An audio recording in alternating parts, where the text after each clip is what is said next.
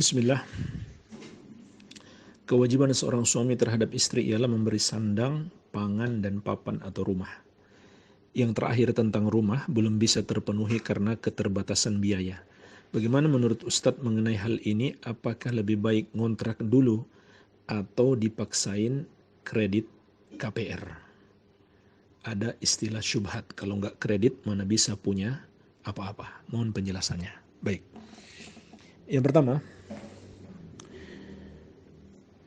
suami betul harus memberi nafkah kepada istri. Tetapi ingat, suami tidaklah dituntut untuk memberi nafkah kecuali sesuai kesanggupannya saja. Dia tidak dituntut untuk memberi melebihi kemampuannya. Sebagaimana firman Allah dalam surat Al-Baqarah ayat 236.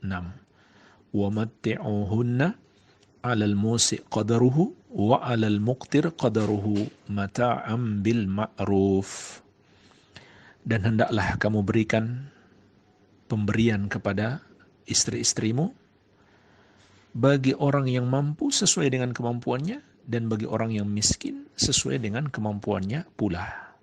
Suatu pemberian menurut yang patut. Begitu juga Allah sebutkan di surat At-Talaq ayat ke-7.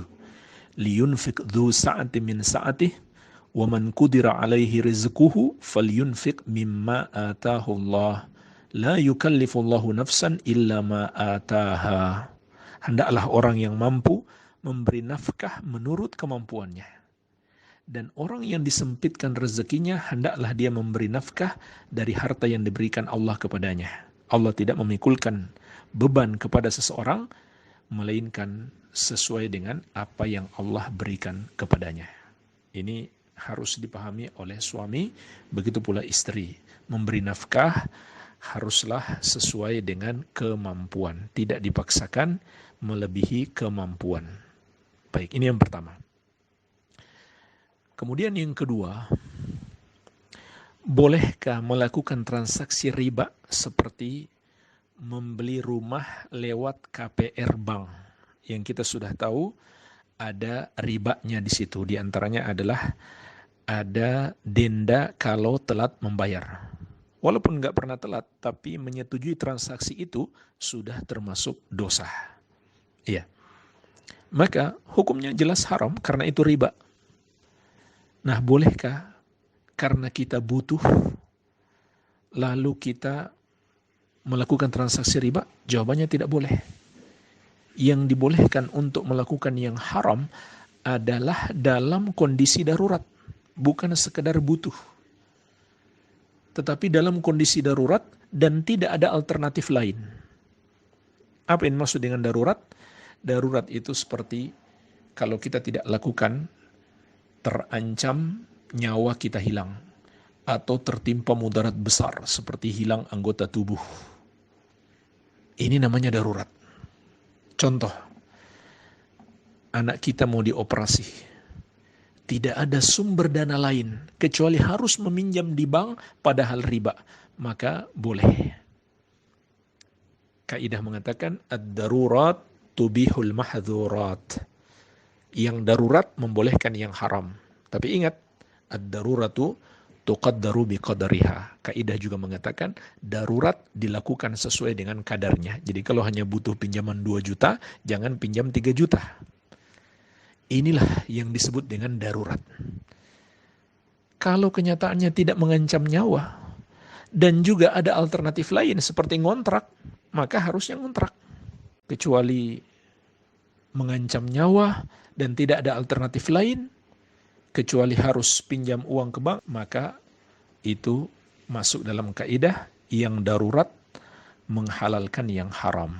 Ya, tapi kenyataannya tidak demikian, karena faktanya kita bisa ngontrak. Baik, adapun syubhat yang mengatakan kalau tidak hutang di bank, mana bisa punya rumah sendiri, maka kita katakan jamaah sekalian, walhamdulillah, fakta membuktikan banyak orang tidak hutang ke bank, tapi dengan usaha yang halal, dia bisa punya rumah sendiri. Itu fakta. Banyak sekali orang seperti itu.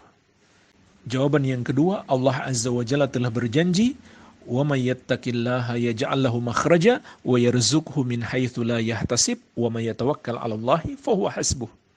Barang siapa bertakwa kepada Allah, maka Allah akan berikan jalan keluar baginya. Dan dia akan diberikan rezeki dari arah yang tidak dia sangka-sangka. Dan barang siapa bertawakal kepada Allah, pastilah Allah akan menolongnya. Apakah kita ragu dengan janji Allah? Kemudian yang ketiga, jemaah sekalian, apa masalahnya kalau kita nggak punya rumah?